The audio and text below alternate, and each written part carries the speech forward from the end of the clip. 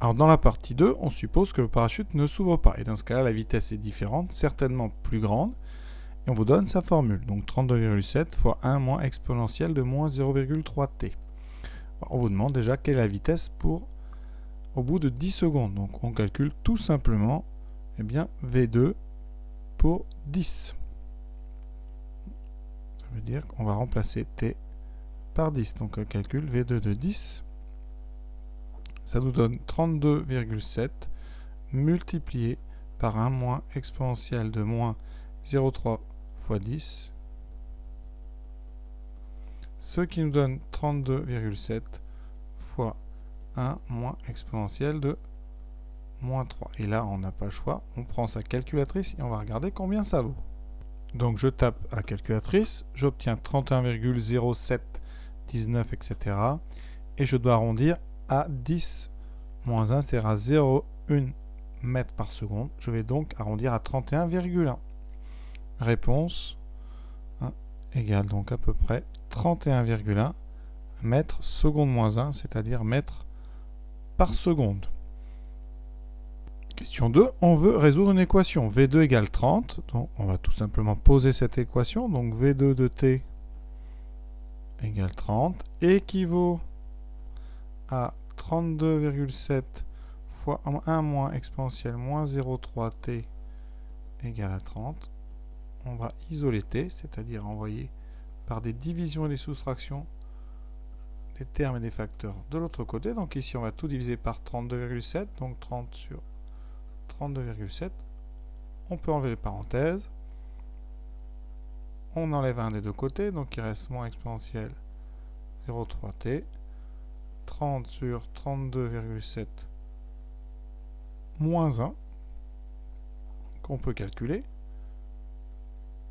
Ça fait donc moins exponentielle moins 0,3t est donc égal à moins 2,7 sur 32,7. J'ai ici multiplié en haut et en bas par 32,7. Je multiplie à gauche et à droite par moins 1. Donc les deux moins disparaissent. On a ici un nombre strictement positif, donc je peux passer au logarithme. Donc on passe au ln, puisque 2,7 sur 3,2 est strictement positif, 32,7 pardon. On obtient moins 0,3t est égal à ln de 2,7 sur 32,7. On divise maintenant par moins 0,3, ce qui donne moins 1 sur 0,3 ln de 2,7 sur 32,7. Voilà la solution de notre équation. Donc S égale moins 1 sur 0,3 ln de 2,7 sur 32,7. On nous demande maintenant une interprétation concrète de cette solution. Alors je calcule à la calculatrice une valeur approchée de ce nombre, donc 1,03 ln de 2,7 sur 32,7 est à peu près égal à 8,3. Conséquence, eh bien, c'est au bout de 8,3 secondes environ que le colis va atteindre la vitesse de 30 mètres secondes. Donc, il faut à peu près 8,3 secondes pour que le colis atteigne une vitesse de 30 mètres par seconde. Voilà ce qu'on appelle une explication concrète, c'est avec les mots du texte. La question 3 est une intégrale à calculer, l'intégrale de la fonction V2 et son expression V2 de t. Donc ici, alors c'est une primitive assez simple. Bon, le 32,7, vous avez une possibilité, c'est de le sortir de l'intégrale puisque c'est une constante multiplicative. Donc on aura à trouver une primitive de 1 moins exponentielle de moins 0,3t. Voilà, et ça c'est assez classique. La primitive de 1, c'est tout simplement donc t. Et la primitive de moins exponentielle moins 0,3t, c'est donc moins 1 divisé par moins 0,3 exponentielle de moins 0,3t. Ce qui fait qu'ici, le plus, ici, le moins et le moins vont se mettre ensemble pour faire un plus. Et ça, entre 0 et t. Alors je rappelle, cette formule, elle vient d'une propriété du cours qui dit que l'intégrale de a de t dt, eh bien, la primitive, c'est e de at sur a. Donc ici, c'est ce que j'ai fait. J'ai ici divisé par moins 0,3. On n'a plus qu'à remplacer ici successivement t par grand T et par 0. On obtient 32,7 fois grand T plus exponentielle de moins 0,3 grand T sur 0,3 moins la valeur en 0, 32,7 fois 0 plus 1 sur 0,3 exponentielle 0. Alors, rappel, exponentielle 0, c'est égal à 1.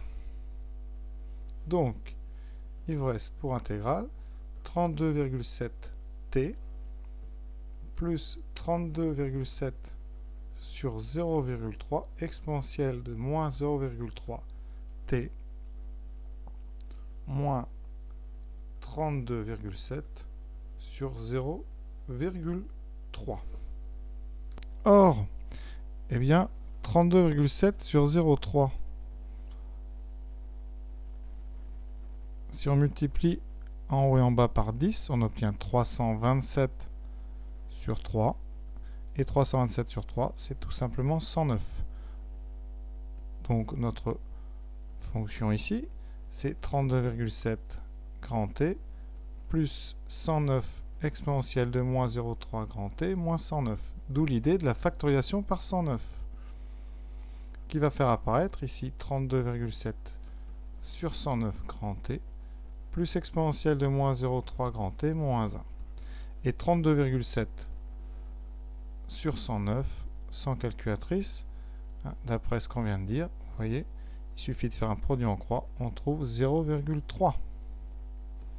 Donc, égal à 100 fois 0,3 grand T plus exponentielle de moins 0,3 grand T moins 1 CQFD. C'est bien ce qu'il fallait qu'on démontre, vous voyez ici. Question B.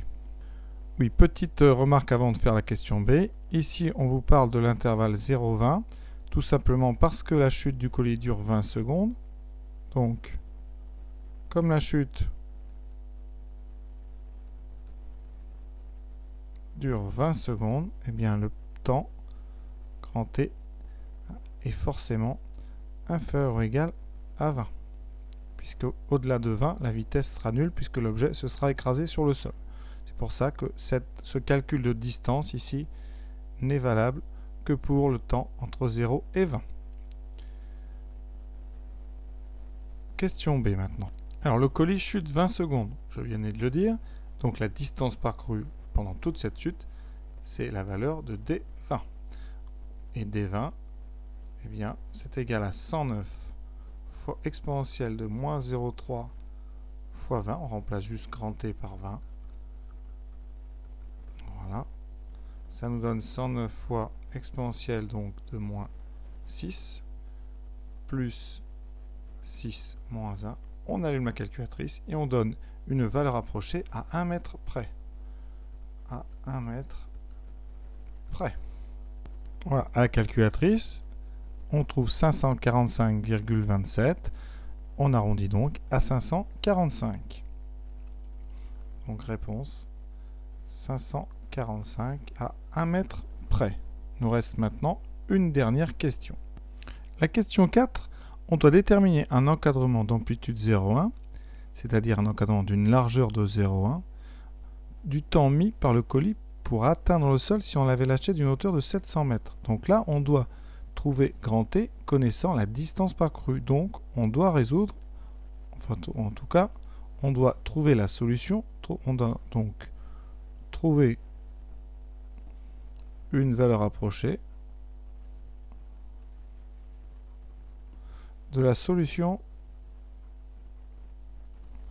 de l'équation D de T égale 700. Donc on va étudier d'abord la fonction d de t. d de t, c'est 109 exponentielle moins 0,3t plus 0,3 moins 1. Et on va étudier cette fonction parce que ce genre de question, ça fait appel au théorème des valeurs intermédiaires. Donc on va étudier la stricte monotonie de la fonction d. Parce qu'on ne vous demande pas de résoudre, on vous demande de trouver une valeur approchée. Et c'est un indice pour vous amener à faire un TVI. Donc ici, je vais calculer d'. C'est une fonction qui est facilement dérivable. Donc ici, on a 109 fois la dérivée de ce qu'il y a dans la parenthèse, c'est-à-dire moins 0,3 e de moins 0,3t plus 0,3, c'est-à-dire 109 multiplié par une factorisation par 0,3, donc 1 moins exponentielle de moins 0,3t. Or, grand T est strictement positif, puisqu'on a lâché d'une hauteur de 700 mètres, donc il ne va pas arriver au bout de 0 secondes. Donc T est plus grand strictement que 0. Ça veut dire donc que moins 0,3t est strictement négatif. Ce qui implique, quand on passe à l'exponentielle, qu'exponentielle de moins 0,3 grand T est strictement plus petit qu'exponentielle de 0. Donc, strictement plus petit que 1. Et quand on met tout à droite, on obtient 1 moins exponentielle de 0,3t, ici strictement positif. Donc, qu'est-ce qu'on obtient? Eh bien, que pour tout t strictement positif, eh bien, d' de t est strictement positif.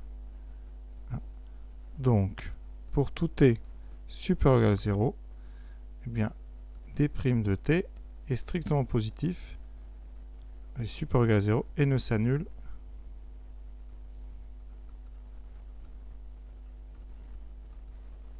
qu'en t. Vous pouvez vérifier, ici, quand on remplace t par 0, on obtient bien une dérivée qui est nulle.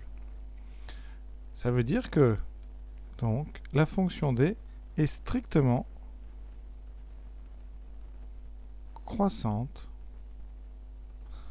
sur l'intervalle fermé 0 plus l'infini. Et on n'a plus qu'à trouver maintenant, en utilisant le théorème intermédiaire, on va essayer de localiser la solution de dt égale 700. Donc d est strictement croissante et d continue. Conséquence de ceci, eh bien, l'équation dt égale 700 a au maximum une solution. Et on va essayer de localiser cette solution à la calculatrice. Donc là, j'utilise la calculatrice. Voilà. J'ai rentré la formule de d de t et je vais utiliser un tableau de valeurs. Pour l'instant, un tableau de 0 à 50 et je vais essayer de voir quand est-ce qu'on dépasse eh bien 700. Et vous dépassez 700, j'ai déjà dépassé, pardon, entre 24 et 25. On va noter tout ça.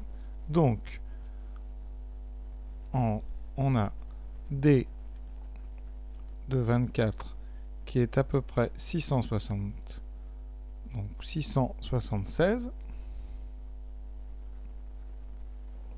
et d de 25 qui est à peu près 708.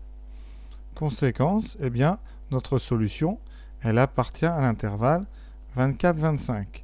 Mais c'est un intervalle ici de largeur 1. Donc on doit être plus précis. Donc on va faire une découpe à partir de 24. Donc là, vous ressortez de votre tableau. Vous allez changer le réglage et vous faites un tableau à partir de 24 jusqu'à 25, mais avec un pas de 0,1.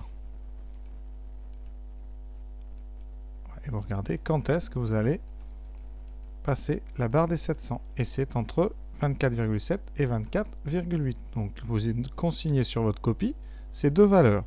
C'est-à-dire que vous écrivez donc d de 24,7 et d de 24,8.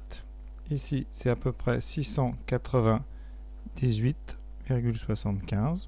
c'est donc plus petit que 700. D de 24,8, c'est 702,02, c'est plus grand que 700. Donc, d'après le TVI, il existe une valeur T0 appartenant à 24,7, 24,8, telle que l'image de T0 est égale à 700. Très important, la stricte croissance et la continuité pour appliquer notre TVI sur l'intervalle 24,7, 24,8. On a dit que D avait au max une solution, on en a trouvé une, donc l'exercice est fini. Le temps mis par le colis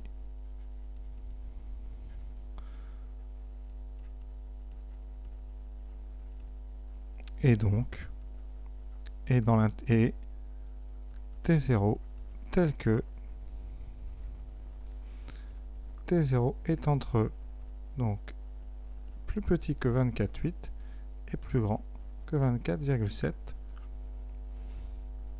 Tout simplement, le colis va mettre entre 24,7 et 24,8 secondes avant de toucher le sol.